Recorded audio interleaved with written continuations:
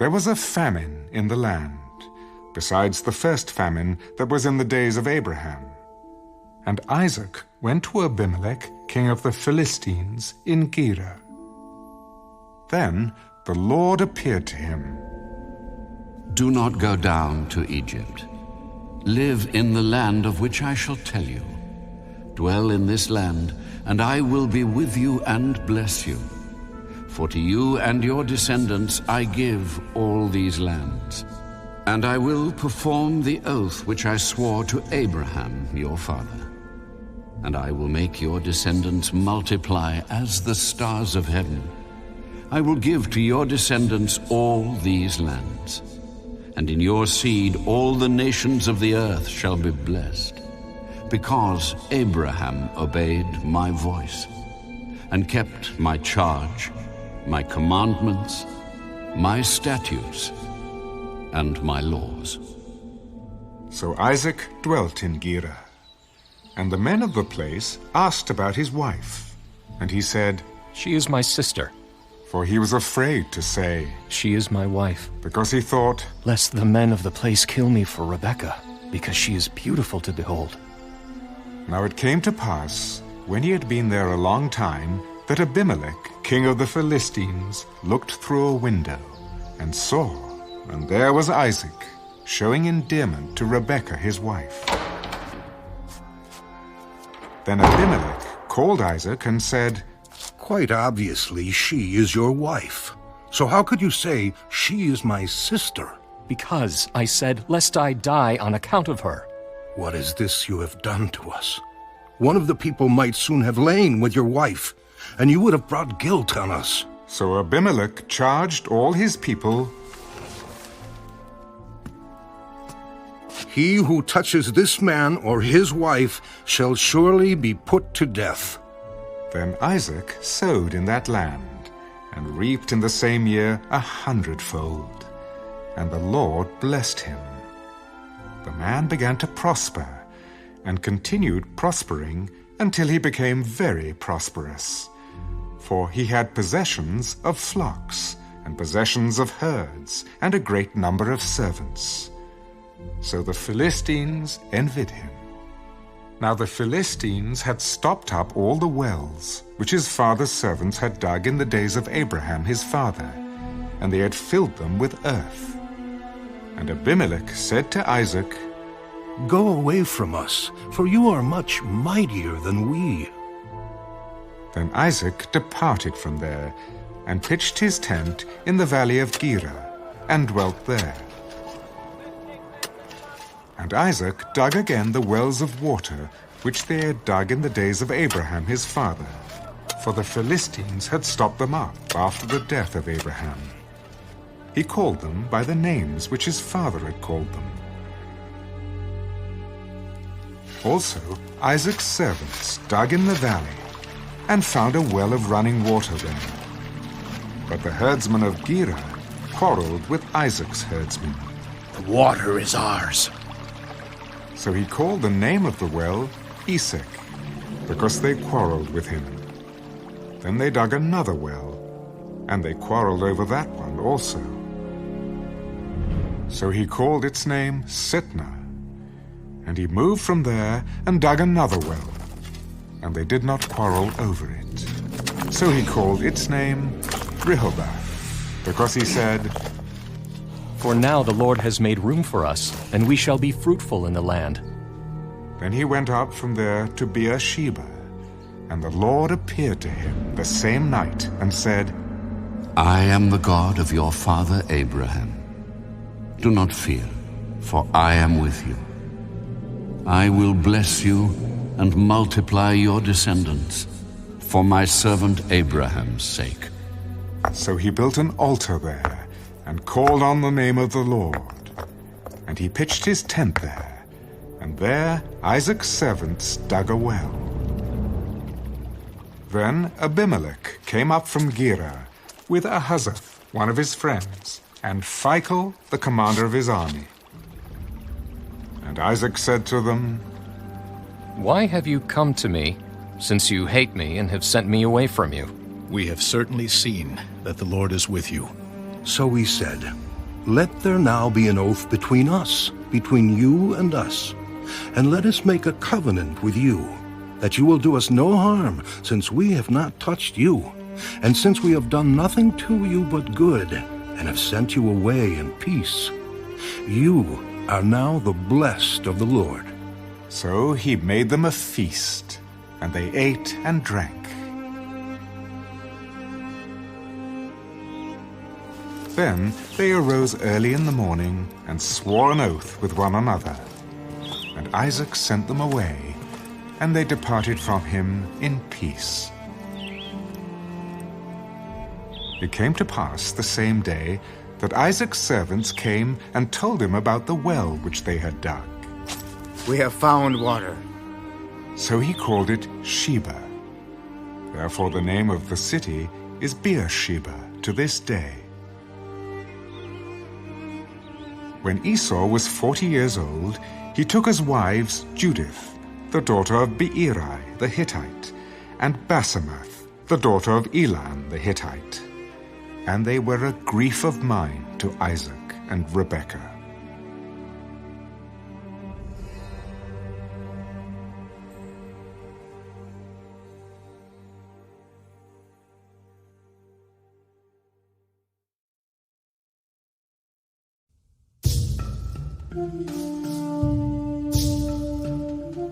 Then the kingdom of heaven shall be likened to 10 virgins, who took their lamps and went out to meet the bridegroom. Now 5 of them were wise, and 5 were foolish. Those who were foolish took their lamps and took no oil with them, but the wise took oil in their vessels with their lamps. But while the bridegroom was delayed, they all slumbered and slept. And at midnight a cry was heard, "Behold, the bridegroom is coming. Go out to meet him." Then all those virgins arose and trimmed their lamps. And the foolish said to the wise, "Give us some of your oil, for our lamps are going out." But the wise answered, saying, "No, lest there should not be enough for us and you. But go rather to those who sell, and buy for yourselves." And while they went to buy, the bridegroom came, and those who were ready went in with him to the wedding, and the door was shut. Afterward, the other virgins came also, saying, "Lord, Lord, open to us." But he answered and said, "Assuredly, I say to you, I do not know you. Watch therefore, for you know neither the day nor the hour in which the Son of Man is coming. For the kingdom of heaven is like a man traveling to a far country, who called his own servants and delivered his goods to them. And to one he gave 5 talents, to another 2, and to another 1, to each according to his own ability, and immediately he went on a journey. Then he who had received the 5 talents went and traded with them, and made another 5 talents. And likewise, he who had received 2 gained 2 more also. But he who had received 1 went and dug in the ground and hid his Lord's money. After a long time, the Lord of those servants came and settled accounts with them. So he who had received 5 talents came and brought 5 other talents, saying, "Lord, you delivered to me 5 talents. Look, I have gained 5 more talents besides them." His Lord said to him, "Well done, good and faithful servant.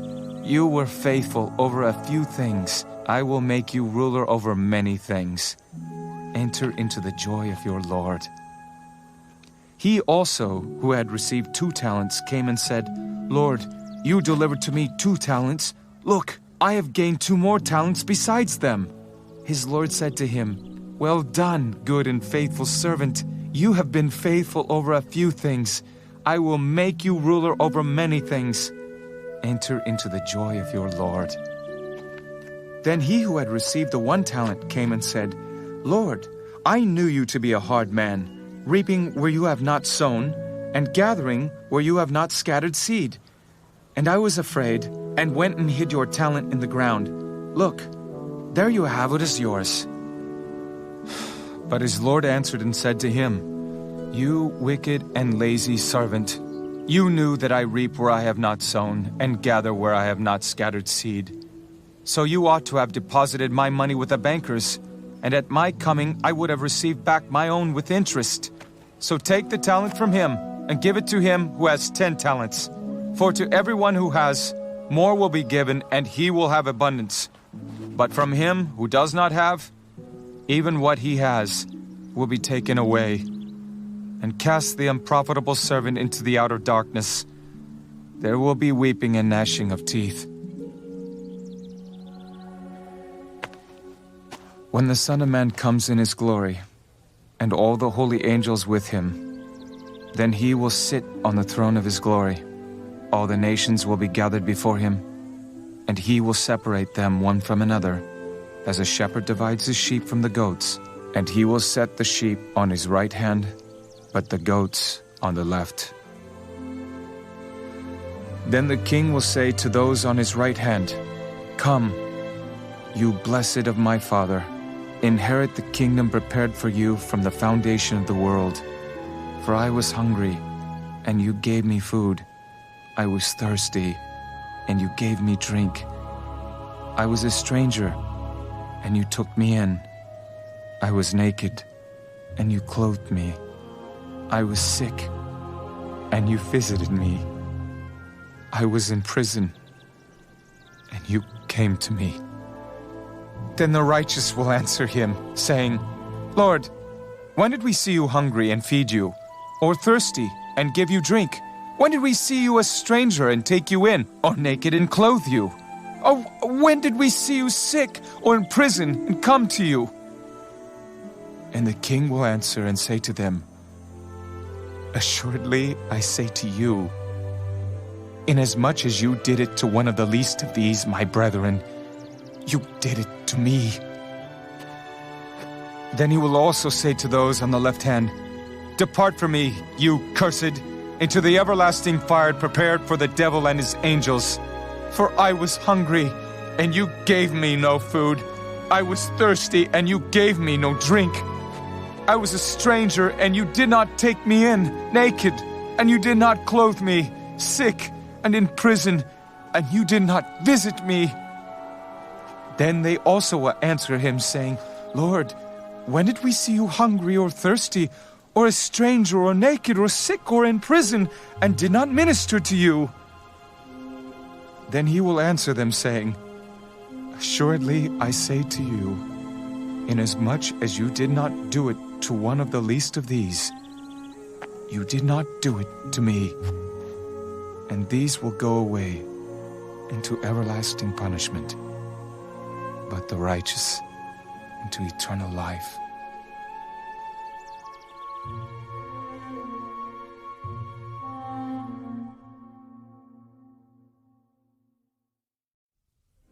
After these things, when the wrath of King Ahasuerus subsided, he remembered Vashti, what she had done, and what had been decreed against her.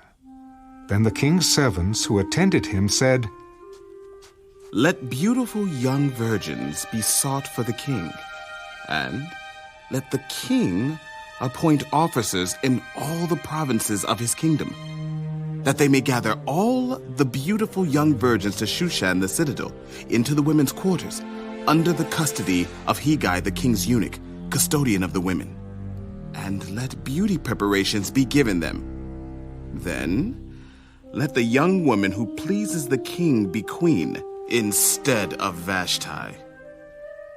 This thing pleased the king, and he did so.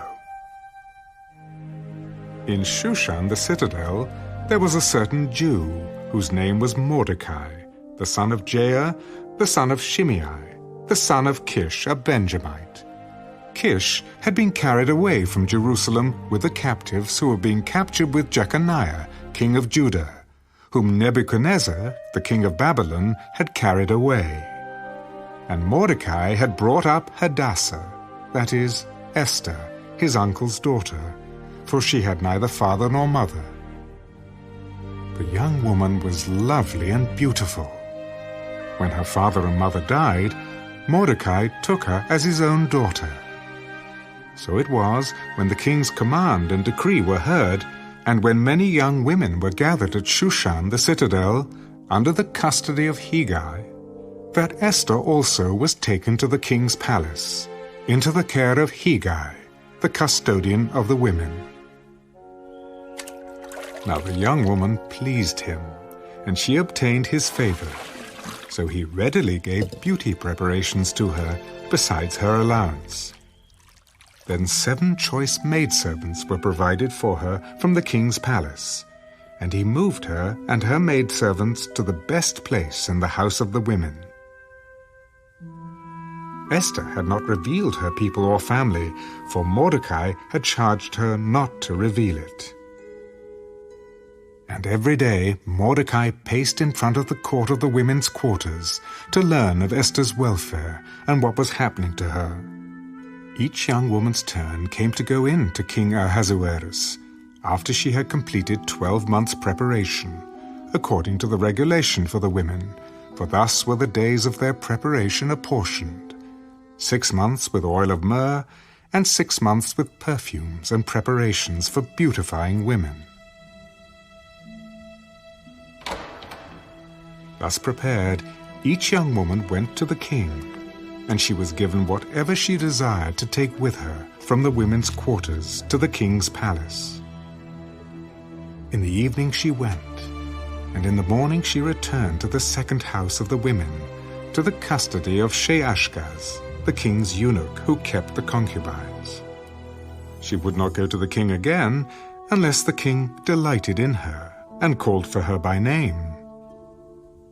Now when the turn came for Esther, the daughter of Abihail, the uncle of Mordecai, who had taken her as his daughter, to go into the king, she requested nothing but what Hegai, the king's eunuch, the custodian of the women, advised. And Esther obtained favor in the sight of all who saw her. So Esther was taken to King Ahasuerus into his royal palace in the 10th month, which is the month of Tebeth, in the 7th year of his reign. The king loved Esther more than all the other women, and she obtained grace and favor in his sight more than all the virgins. So he set the royal crown upon her head and made her queen instead of Vashti. Then the king made a great feast, the feast of Esther, for all his officials and servants, and he proclaimed a holiday in the provinces and gave gifts according to the generosity of a king. When virgins were gathered together a second time, Mordecai sat within the king's gate. Now Esther had not revealed her family and her people, just as Mordecai had charged her. For Esther obeyed the command of Mordecai as when she was brought up by him. In those days, while Mordecai sat within the king's gate, 2 of the king's eunuchs, Bigthan and Teresh, doorkeepers, became furious and sought to lay hands on King Ahasuerus. So the matter became known to Mordecai, who told Queen Esther, and Esther informed the king in Mordecai's name. And when an inquiry was made into the matter, it was confirmed, and both were hanged on a gallows.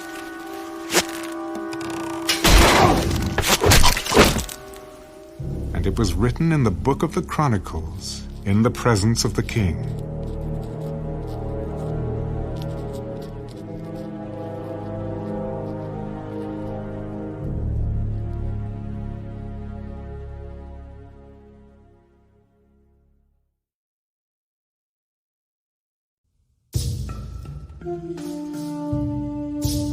Now when Festus had come to the province, after 3 days he went up from Caesarea to Jerusalem.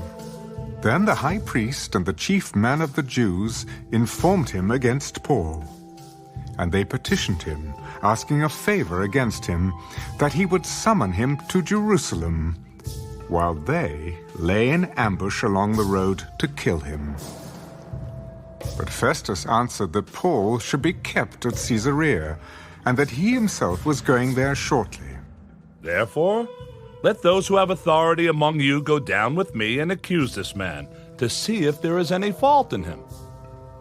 And when he had remained among them more than 10 days, he went down to Caesarea. And the next day, sitting on the judgment seat, he commanded Paul to be brought. When he had come, the Jews who had come down from Jerusalem stood about and laid many serious complaints against Paul, which they could not prove, while he answered for himself, Neither against the law of the Jews, nor against the temple, nor against Caesar have I offended in anything at all. But Festus, wanting to do the Jews a favor, answered Paul, Are you willing to go up to Jerusalem and there be judged before me concerning these things? I stand at Caesar's judgment seat, where I ought to be judged. To the Jews I have done no wrong, as you very well know. For if I am an offender, or have committed anything deserving of death, I do not object to dying. But if there is nothing in these things of which these men accuse me, no one can deliver me to them. I appeal to Caesar. Then Festus, when he had conferred with the council, answered, You have appealed to Caesar? To Caesar you shall go. And after some days, King Agrippa and Bernice came to Caesarea to greet Festus. When they had been there many days, Festus laid Paul's case before the king. There is a certain man left a prisoner by Felix, about whom the chief priests and elders of the Jews informed me when I was in Jerusalem, asking for a judgment against him. To them I answered, It is not the custom of the Romans to deliver any man to destruction before the accused meets the accusers face to face, and has opportunity to answer for himself concerning the charge against him. Therefore, when they had come together without any delay, the next day I sat on the judgment seat and commanded the man to be brought in.